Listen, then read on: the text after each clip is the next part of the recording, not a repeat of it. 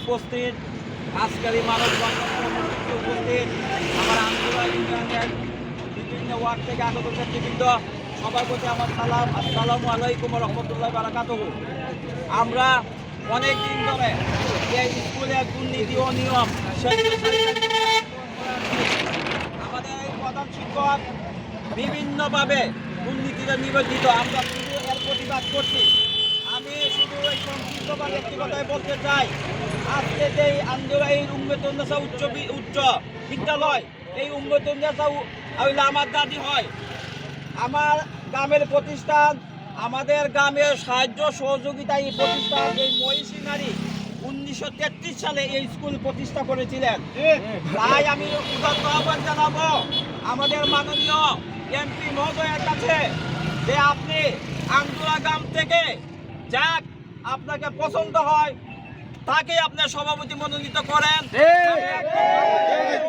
যাতে ভাড়াটিয়া লোক এসে আন্দোলা গ্রামে যাতে আসতে না পারে, সেই জন্য আমি মাননীয় এমপি মহোদয়ের দৃষ্টি আকর্ষণ করছি। আপনারা জানেন এই আন্দোলন মানুষ এখন জাতিসংঘ পর্যন্ত অবস্থান করছে। এই গ্রামের আমার বাড়ির আমার চালক বোন জাতিসংঘের আন্ডার সেক্রেটারি হিসেবে দায়িত্ব পালন করছে। এই গ্রামের অনেক doctor, engineer, army officer, bank কর্মকর্তা, সচিব সহ সমাজের উচ্চ পদে আসীন হয়েছেন।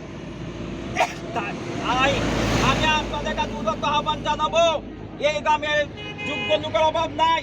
মাধবপুর উপজেলার মধ্যে আন্দোলন একটি শিক্ষিত গ্রাম হিসাবে স্বীকৃত।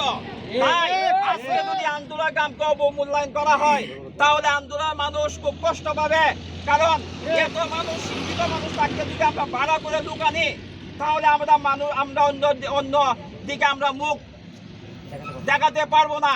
তাই আমি মাননীয় এমপি মহোদয়ের দৃষ্টি আকর্ষণ করছি, আপনি আশু পদক্ষেপ করে আন্দোলা গ্রাম থেকে আপনি যাকে ভালো লাগে তাকে সভাপতি নিয়োগ দিয়ে আমাদের এই